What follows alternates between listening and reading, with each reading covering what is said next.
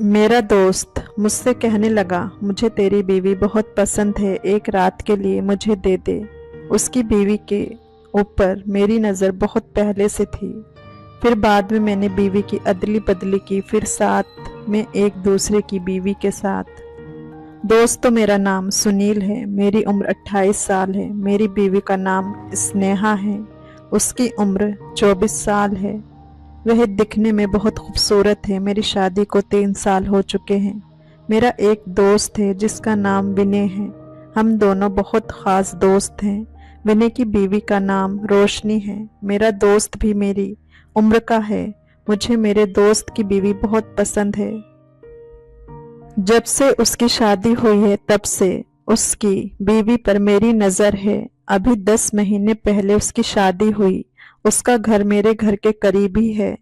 मेरा उसके घर आना जाना हमेशा लगा रहता है। उसकी बीवी मॉडर्न है और मेरी बीवी गांव की है। हम दोनों गांव में ही रहते हैं।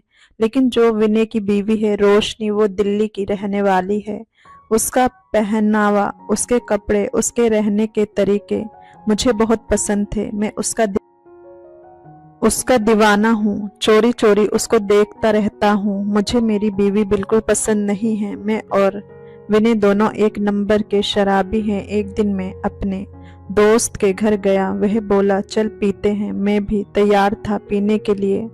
दो ही चीज तो मुझे बहुत ज्यादा पसंद थी, एक तो दारू और एक अपने दोस्त की बीवी। उसके घर पर जाने का मकसद ही मेरा यही था कि मैं उसकी बीवी को देख सकूं। उसकी बीवी भी बहुत मनचली है। वह भी मुझे देखती रहती है, लेकिन आज तक कुछ बात नहीं बनी। जैसे ही मैं गया वो हम दोनों के लिए पैग बनाने लगी। मैं रोशनी को घूर घूर कर देख रहा था।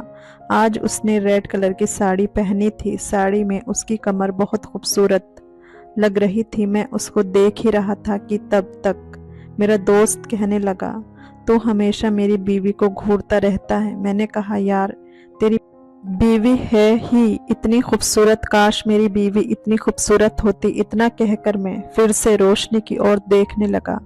मेरी तारीफ से रोशनी मुस्कुराने लगी और मेरा दोस्त मुझे देख रहा था। बहुत ज्यादा पीने के बाद मुझे होश नहीं रहा और मैं ठीक से चल नहीं पा रहा था। तो रोशनी कहने लगी, सुनील तुम आज यहीं पर सो जाओ। मैंने कहा, भाभी मैं तो कब से तैयार हूँ। वह अपने पति को कमरे में ले गई। उसके बाद वह मुझे पकड़कर एक दूसरे कमरे में ले गई और मुझे बिस्तर पर लिटाने लगी।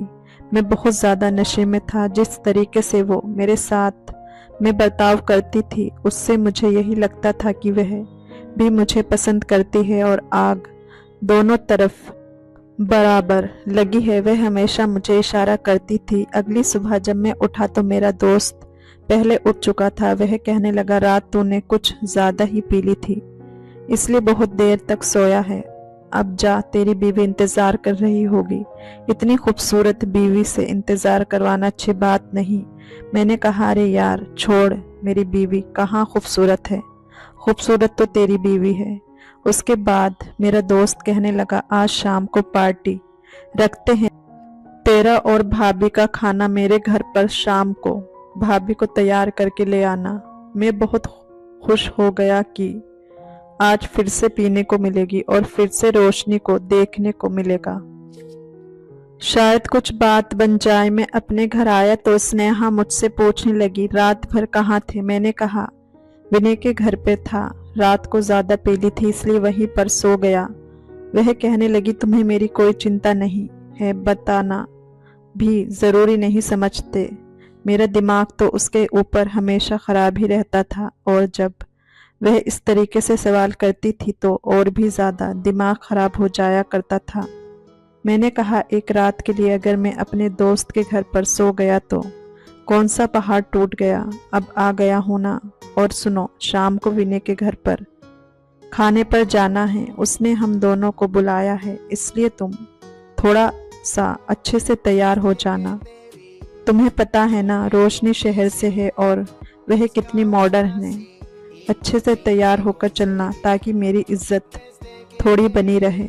उसने कहा, ठीक है, मैं तैयार हो जाऊंगी। शाम हुई तो मेरी बीवी ने पिंक कलर की साड़ी पहनी। उसके बाद हम दोनों मेरे दोस्त के घर गए। जैसे ही मैं अपने दोस्त के घर पहुंचा तो दोस्त वहीं बाहर हॉल में बैठा था।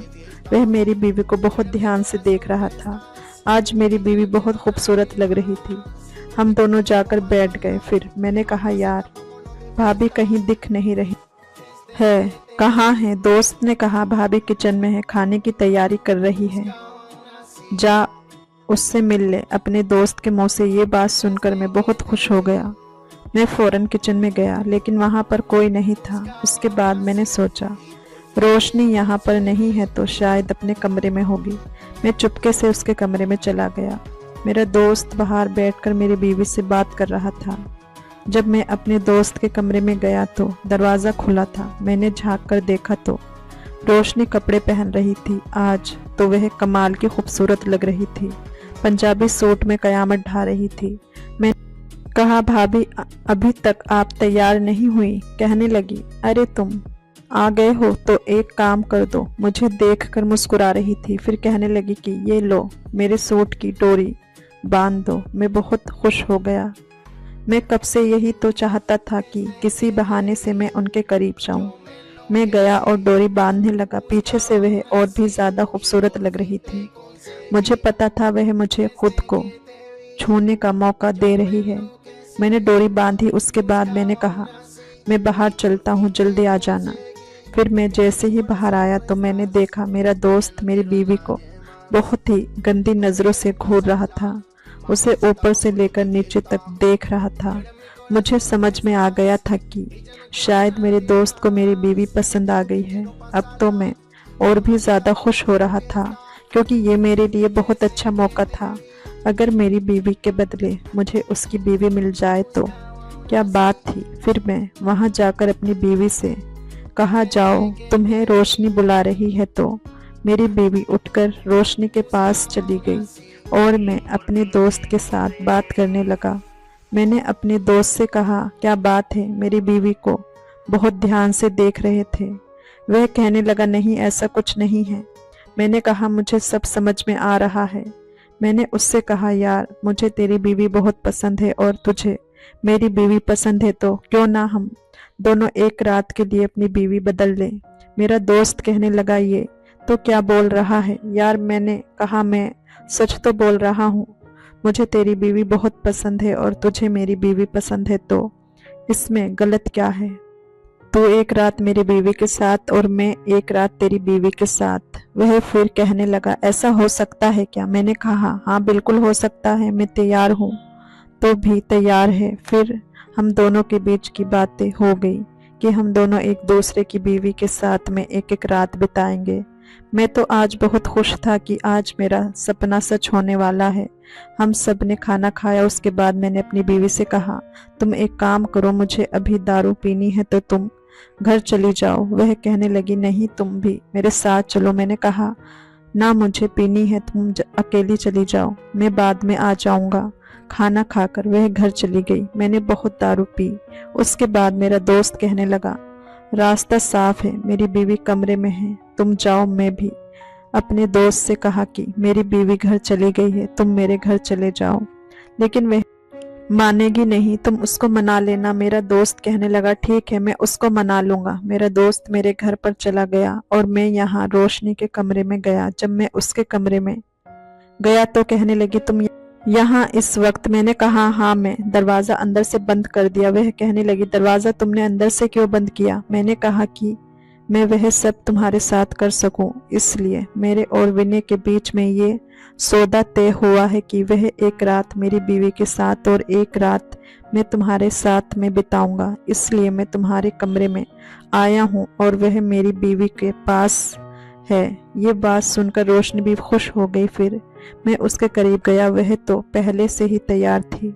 उसके साथ मैंने रोमांस किया। मुझे उसके साथ में बहुत मज़ा आ रहा था। उसकी अदाएं भी कमाल की थी। मैं उसके साथ में रोमांस कर रहा ही था कि तब तक मेरा दोस्त ज़ोर ज़ोर से चिल्लाने लगा। मैं जल्दी से दरवाज़ा खोला। फिर मैंने कहा कि क्या बात है यार, तू तो मेरे घर पर गया था, यहाँ कैसे आ गया? वह मुझे अपना सर दिखाकर कहने लगा, ये देख तेरी बीवी ने मेरे सर पर क्या किया है। मुझे बहुत चोट लग गई है। मेरे दोस्त के सर से खून बह रहा था। वह कहने लगा, तेरी बीवी तैयार नहीं है। मैंने उससे कहा, तू चल मेरे साथ। मैं दोस्त को अपने घर साथ लेकर गया और अपनी बीवी से कहा कि क्या नाटक है, चुपचाप इसके साथ में सो, ज्यादा नाटक मत करना, मुझसे बुरा कोई नहीं होगा। वह कहने लगी, तुम कितने घटिया पति हो, अपनी बीवी को अपने दोस्त के साथ में सोने के लिए बोल रहे हो।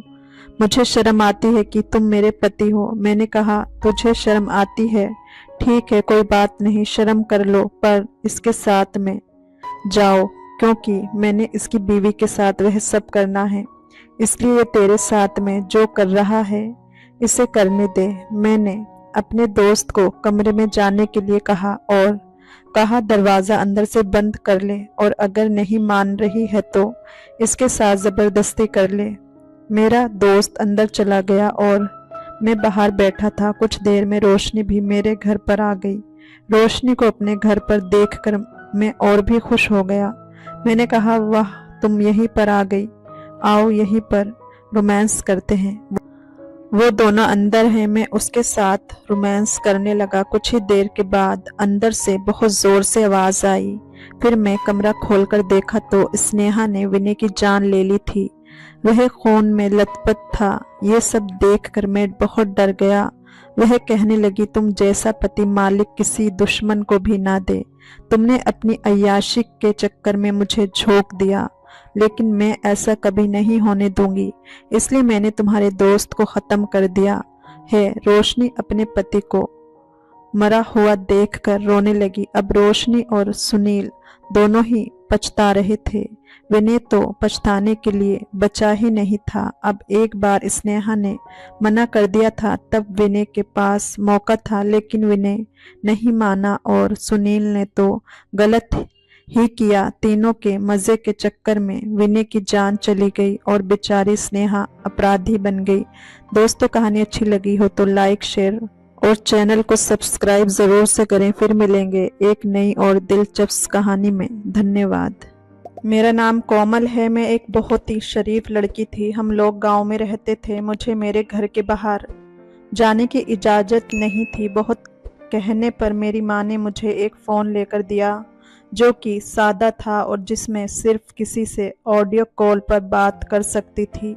लेकिन मेरी कोई दोस्त ही नहीं थी, क्योंकि दोस्त उनके होते हैं जो बाहर जाते हैं, घूमते फिरते हैं, वहाँ से उनकी दोस्तियाँ होती हैं। लेकिन मैं तो कभी बाहर ही नहीं गई। फिर मेरी कोई सहेली कैसे होती? मेरी तो कोई बड़ी या छोटी बहन भी नहीं थी, इसलिए मुझे हमेशा से एक अच्छी सहेली की कमी महसूस होती थी। मैं अपनी माँ से दिल की बात नहीं कर सकती थी, क्योंकि वह हर बात पर गुस्सा करती थी। घर मर्दों से भरा हुआ था, यानी मेरे 4 भाई थे और मर्दों वाले घरों में काम बहुत होते हैं। मैं बस उनके लिए नौकरानी ही थी। वह मेरे बारे में कुछ सोचते भी नहीं थे। फिर एक दिन मेरे मोबाइल पर किसी रॉन्ग नंबर का फ़ोन आया। मैं अंकित भाई को बताने लगी कि कोई रॉन्ग नंबर है। मैं उसको नहीं जानती, लेकिन पता नहीं क्यों रुक गई, क्योंकि उसकी आवाज़ बहुत ज़्यादा खूबसूरत थी। आवाज़ से ही वह कोई लड़का लग रहा था। मैं उससे बात करने लगी और इसी तरह हमारी दोस्ती हो गई। वह दोस्ती मोहब्बत में बदल गई।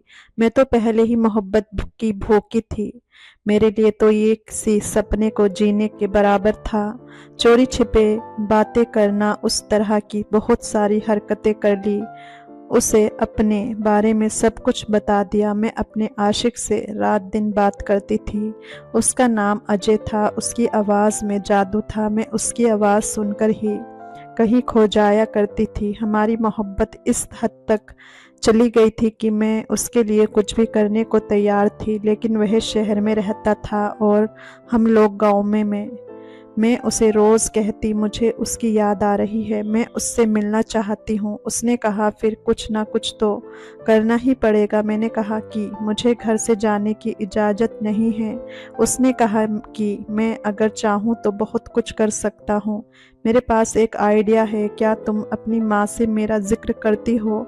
मैंने कहा कि हाँ करती हूँ, लेकिन ये कहकर कि मेरी एक सहेली है, क्योंकि दिन रात बात करनी होती है, इसलिए उसने कहा कि बस तुम अपनी माँ को कहो कि मेरी वह सहेली आपसे बात करना चाहती है। मैंने कहा दिमाग तो ठीक है, क्या कह रही हो? उसने कहा कि तुम अपना फ़ोन अपनी माँ को दो तो सही। मैंने डरते हुए ऐसा ही किया तो मेरी माँ बड़ी हैरान हुई, लेकिन थोड़ी देर के बाद हंसी मजाक करने लगी, खुशी खुशी बात करने लगी, कहने लगी कि तुम्हारी सहेली तो बहुत अच्छी है। माँ तो माँ होती है, माँ की नज़र बड़ी तेज होती है। माँ को पता चल ही जाता है कि औलाद क्या कर रही है, क्या चाह रही है, यहाँ तक कि क्या सोच रही है। इसलिए माँ को शायद मुझ पर शक हो ही जाता, लेकिन उससे पहले ही ये सब कुछ हो गया कि अब माँ के दिल में शक बिल्कुल भी नहीं आने वाला था। अजय ने उनको अपनी बातों में लगा लिया था। मैं तो हैरान थी कि मेरी माँ इतनी ज़्यादा प्रभावित कैसे हो गई थी। वह तो किसी बात से प्रभावित नहीं होती थी। उन्होंने कभी हमें गले से नहीं लगाया, कभी प्यार नहीं जताया, बस अपनी जिम्मेदारियां पूरी करती थी। पर आज वह बहुत ज़्यादा खुश थी। मैंने कहा कि ये तुमने क्या किया? अजय ने कहा कि मैंने लड़की की आवाज़ निकालकर तुम्हारी माँ से बात की है। 2-4 दिन तुम्हारी माँ से बात करूंगा तो उन्हें भरोसा हो जाएगा कि तुम्हारी दोस्ती एक बहुत अच्छी लड़की से हुई है और उसके बाद हम अपने प्लान में कामयाब हो जाएंगे। मैंने कहा कि कैसा प्लान? कहने लगा कि वक्त आने पर बताऊंगा। इसी तरह वह मेरी माँ से लड़की बनकर बातें करता। उसने मेरी माँ के लिए पार्सल में कुछ चीज़ भी भेजी थी ताकि माँ खुश हो जाए। चीज़ वही थी जो एक औरत घर में इस्तेमाल करती है। मेरी माँ तो गांव की औरत थी, उसने घर के सामान चादर वगैरह मंगवाई थी। मेरी माँ इस पर खुश हो गई। फिर एक दिन अजय ने कहा कि मेरी शादी आप मेरी सहेली को भेज दीजिए। तो मेरी माँ ने कहा कि ये तो बड़ा मुश्किल काम है। अजय ने कहा कि आंटी प्लीज़, मेरी शादी है, मेरी शादी में सहेली नहीं आएगी तो क्या होगा? मेरी तो कोई बहन भी नहीं है। मेरी माँ ने कहा कि ठीक है, लेकिन रात होने से पहले उसको वापस भेज देना। तो अजय ने कहा कि हाँ ठीक है, मैं उसको वापस भेज दूंगा। हम लोग बड़े अमीर हैं, हमारे पास गाड़ी है, मैं आपकी बेटी को लेने के लिए गाड़ी भेज दूंगा। मेरा ड्राइवर लेने आ जाएगा, क्योंकि मैं तो दुल्हन हूँ, इसलिए मैं तो बाहर नहीं निकल सकती। मेरी माँ ने कहा कि हाँ तुम ना निकलो तो ठीक है। मेरी माँ ने घर वालों से भी झूठ बोल दिया और मेरा काम हो गया। मुझे लेने के लिए सही में एक बड़ी गाड़ी आई थी, लेकिन ऐसा लगता था जैसे ये किराए की गाड़ी हो। खैर मैं अजय से जब मिली तो बहुत खुश हुई। वह रवैये से जितना अच्छा इंसान था, उसकी शक्ल भी वैसी ही अच्छी थी। उसे देखकर मेरा दिल खुश हो गया। उसने कहा आओ मेरे साथ। वह मुझे एक होटल में ले गया और मैं बाकी का मामला समझ गई। मैंने कहा कि ये सब क्या है? उसने कहा कि इतनी मुश्किल से मिले हैं तो क्या सिर्फ एक दूसरे को देखते ही रहेंगे? तुम्हारे बगैर नहीं रह सकता। तुमको सच्ची मोहब्बत करता हूँ। तुम्हारे लिए मैंने क्या कुछ नहीं किया। तुम्हारी माँ से झूठ बोला, उनके लिए चीज़ भेजी, गाड़ी का किराया भी भरा और अब तुम अच्छी जगह लेकर आया हूँ। क्या तुम मेरे साथ बैठ भी नहीं सकती? मैंने कहा कि हाँ, लेकिन हम सिर्फ साथ बैठेंगे और एक दूसरे से बातें करेंगे, बस एक दूसरे की आंखों में देखेंगे और कुछ नहीं। उसने कहा मैं भी यही चाहता हूँ। तुमसे मोहब्बत करने के लिए तो इतना ही काफ़ी है। लेकिन मामला गड़बड़ हो गया। हम लोग जब एक दूसरे के पास बैठे तो एक दूसरे के करीब आने लगे कि हमारा खुद पर से काबू ख़त्म हो गया और हम लोगों ने वह हद पार कर दी जो नहीं करनी चाहिए थी।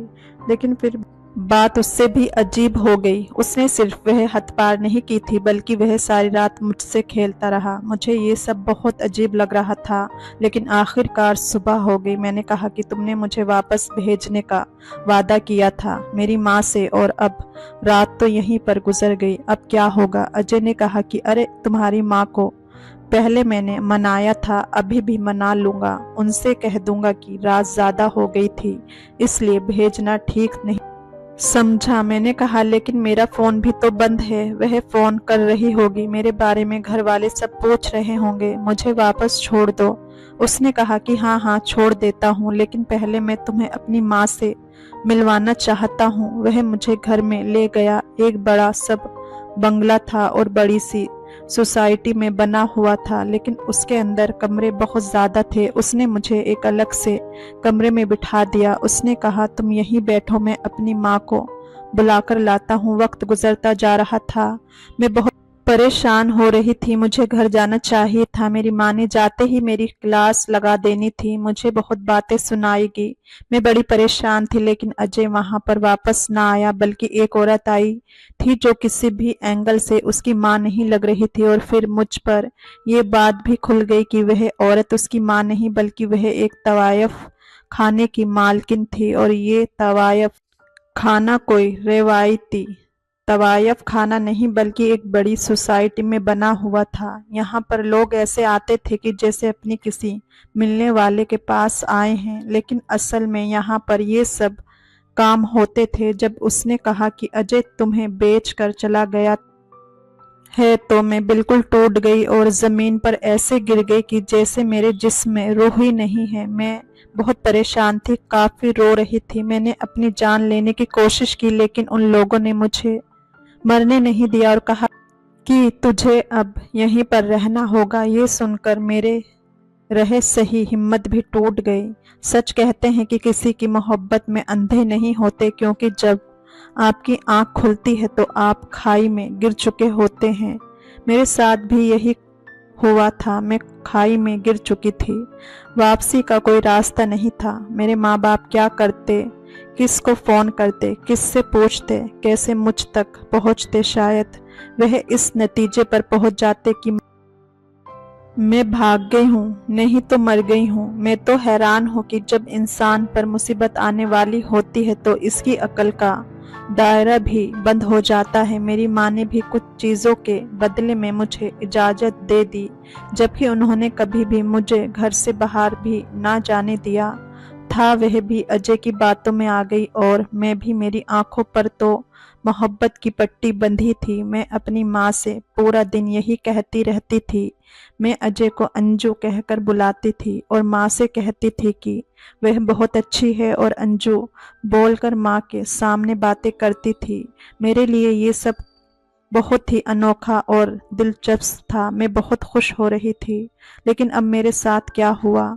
मैं जिसको मोहब्बत समझ रही थी, वह मोहब्बत नहीं थी। उसने मेरा फ़ायदा उठाया और वह भी इतनी आसानी से मुझे बेवकूफ़ बना लिया। उसने सोचा होगा कोई गांव की लड़की है, उसको बेवकूफ़ बनाना आसान है। और मैंने भी ये बात साबित कर दिया कि मैं गांव की बेवकूफ़ लड़की थी, जो शहर के चालाक लड़के हाथों बेवकूफ़ बन गई। अब मेरे पास क्या था? मैं वापस भी नहीं जा सकती थी उस कोठे में। मेरे साथ क्या क्या होने वाला था, ये तो मैं अच्छी तरह से जानती थी। कुछ दिन इसी तरह गुजर गए। वह लोग मुझ पर ज़बरदस्ती कर रहे थे। उन्होंने कहा कि तुम्हें यहाँ पर रहना है तो काम तो करना ही पड़ेगा। मैं इनकार कर रही थी। मैंने फिर से अपनी जान लेने की कोशिश की, लेकिन उन लोगों ने मुझे बचा लिया और कहा कि तुम्हें हम इतनी आसानी से मरने नहीं देंगे। हमने तेरी अच्छी खासी कीमत चुकाई है, बहुत मोटी रकम भरी है। कहते हैं कि जो लोग एक बार घर से भागते हैं, वह फिर भागते ही रहते हैं। मैं भी घर से भागी थी। मैंने अपनी माँ के नंबर पर फ़ोन किया तो मेरी माँ की आवाज़ से ही लग रहा था कि वह बहुत परेशान है। और मेरे पिताजी की आवाज़ आई। उन्होंने कहा कि किसका फ़ोन है?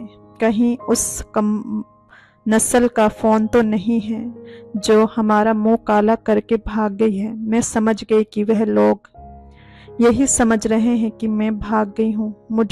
मुझसे और बोलने की हिम्मत ना हुई। ये फ़ोन भी मैंने अपने पहले ग्राहक के फ़ोन से किया था। मैं उस तवायफ खाने में रही और मैं बच जाती, ऐसा तो नहीं होने वाला था। लेकिन कुछ दिन में ही मेरी तबीयत बहुत ज़्यादा ख़राब हो गई थी। मेरी तबीयत बहुत ही अजीब सी रहने लगी थी। मैं ठीक से खाती पीती भी नहीं थी। जब एक दिन मैं ऐसी तरह बेहोश हो गई तो उनको मजबूरी में नर्स को बुलाना ही पड़ा कि मेरा इलाज करवा सकें, क्योंकि मैं उनके लिए उनकी इन्वेस्टमेंट थी और वह मुझ पर इतना तो खर्च कर ही सकते थे। अभी उन्हें मुझसे बहुत कमाई करने का सोच रखा था। नर्स चेकअप की और ऐसी खबर सुनाई कि उस तवायफ खाने की जो मालकिन थी उसके चेहरे लाल हो गए। नर्स ने कहा, ये लड़की तो माँ बनने वाली है। कोठे की दलाल ने कहा कि फिर ये जरूर अजय के बच्चे की माँ बनने वाली है जो उसे यहाँ पर बेच कर गया था, क्योंकि अभी तो उसे यहाँ आए हुए इतना वक्त नहीं हुआ। लेकिन नर्स ने कहा था कि तीसरा महीना शुरू है, यानी कि 7वां हफ्ता था। नर्स ने मुझे कहा कि आप फौरन खाना खा लो, आपकी तबीयत सही हो जाएगी। मैं खाना खा रही थी जब वहाँ की मालकिन कमरे में दाखिल हुई। उसने आकर ऐसी बात की कि मैं हैरान रह गई। उसने कहा कि ये ये तेरे बाप का घर नहीं है जहाँ बैठकर तू मज़े से खाना खा रही है। मैंने कहा कि खाना तो पहले भी खाती थी, और कौन सा तुम लोगों का खा रही हूँ, अच्छी भली कमाई कर रहे हो तुम लोग मुझसे। उसने कहा कि लेकिन जो तेरे साथ हुआ है वह हमारी वजह से नहीं हुआ, इसलिए अब हमने तेरे लिए फैसला कर लिया है। अब तेरा यहाँ पर कोई काम नहीं है।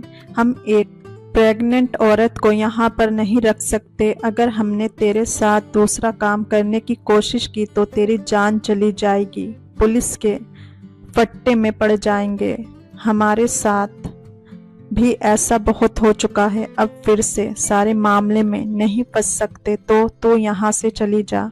उनके दूसरे काम से मतलब यही था कि अगर वह मेरी प्रेगनेंसी साफ करने की कोशिश करेंगे तो शायद मेरी जान चली जाएगी, क्योंकि मेरी तबीयत पहले से ही बहुत ज़्यादा ख़राब थी और सेहत भी अच्छी नहीं थी। मैं गांव की लड़की ज़रूर थी, लेकिन दुबली पतली थी। मुझे पहले से ही खून की कमी थी, क्योंकि पूरा दिन घर में जलती सड़ती काम करती थी। लेकिन आज मेरी बर्बादी एक नए सिरे से शुरू हो चुकी थी।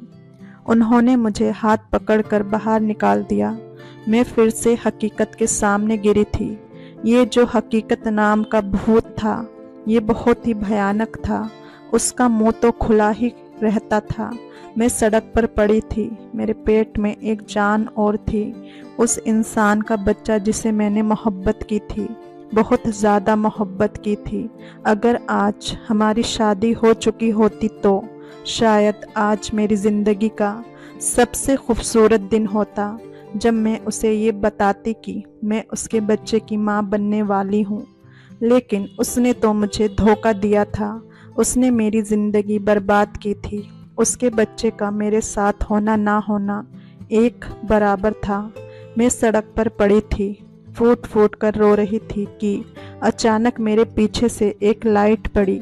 मैंने सोचा कि किसी ने मुझे रोते हुए देख लिया होगा तो वह समझ जाएगा कि ये एक बेसहारा लड़की है।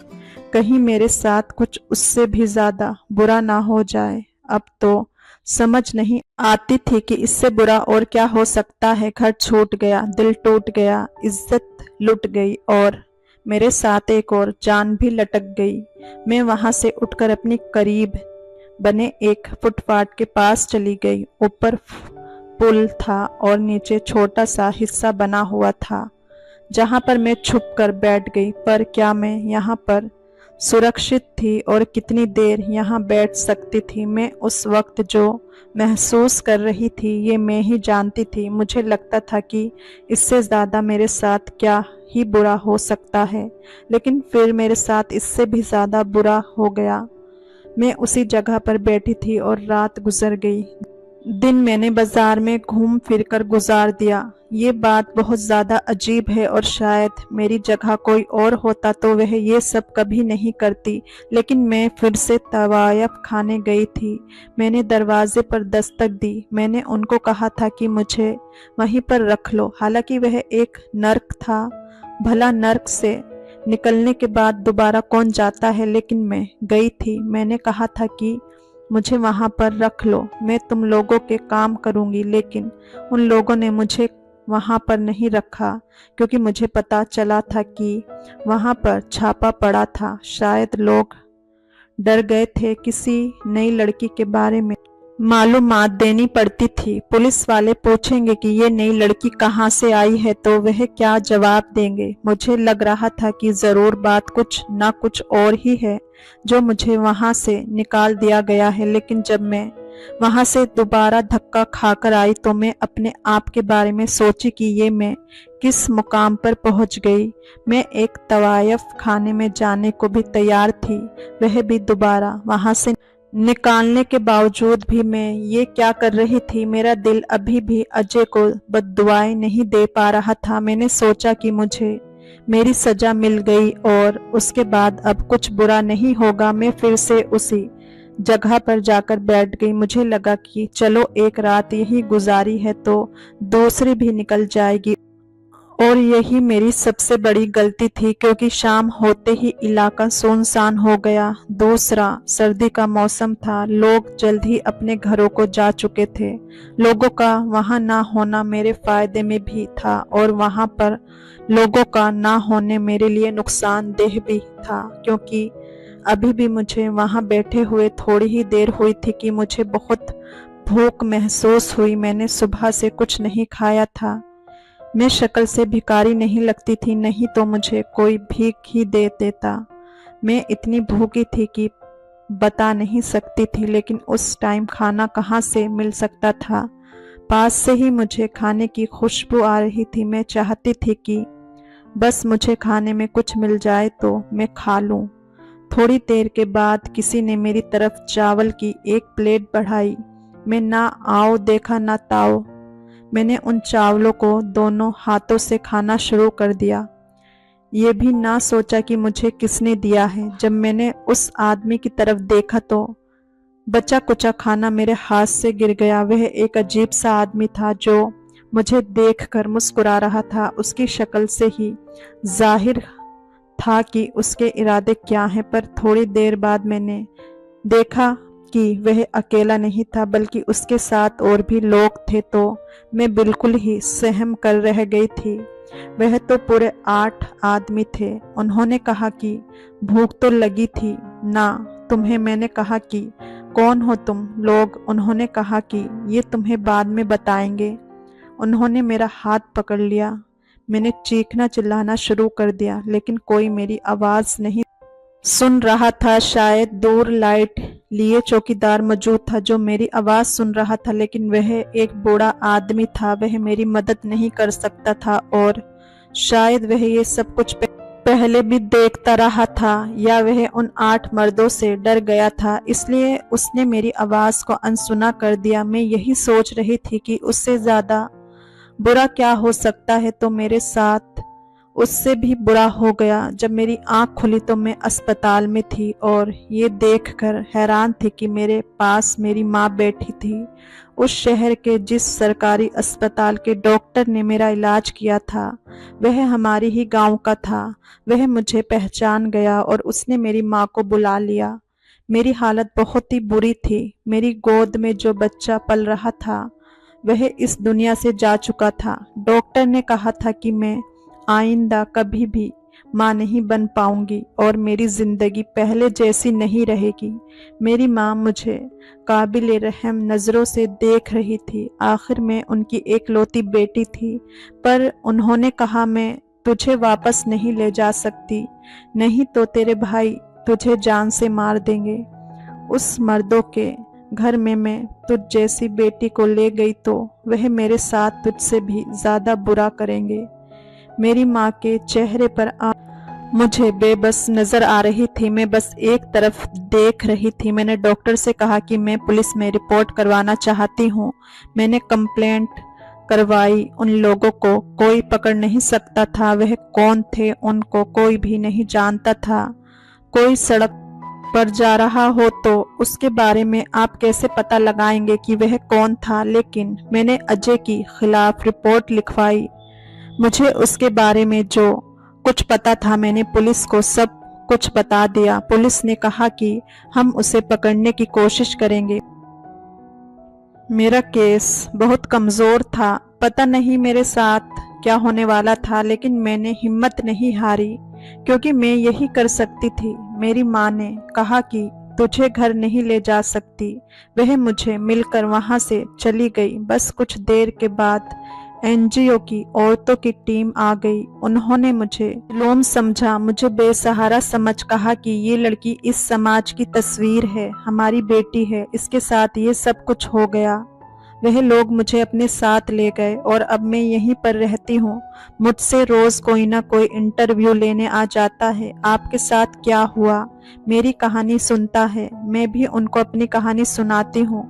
मैं यही कहना चाहती हूँ कि कोई किसी पर इतना भरोसा ना करे। मेरी माँ मुझे हमेशा कहती थी कि तेरी जिंदगी बहुत लोगों से अच्छी है, लेकिन मैं उनको कहती थी कि ये भी कोई जिंदगी है, ऐसे जीने का क्या फायदा, इससे अच्छा तो इंसान जिंदा ही ना रहे। लेकिन आज मुझे पता चला कि मेरी जिंदगी बहुत ही अच्छी थी।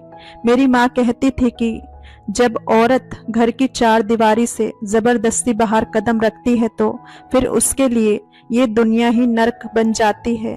फिर उसे मरने की जरूरत नहीं है, उसे जीते जी नर्क के नज़ारे मिल जाते हैं। और मेरे साथ यही हुआ था। वह इंसान जिसने मेरी जिंदगी बर्बाद की, उसने मुझे कहीं का नहीं छोड़ा और मेरी इज्जत को भी खाक कर दिया।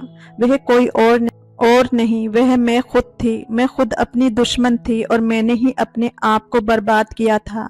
अपनी बर्बादी की जिम्मेदार मैं खुद थी। उस वक्त तक कोई आपको नुकसान नहीं पहुंचा सकता जब तक आप खुद अपने आप को उसके सामने पेश नहीं करते, और मैंने अपने आप को खुद पेश किया था।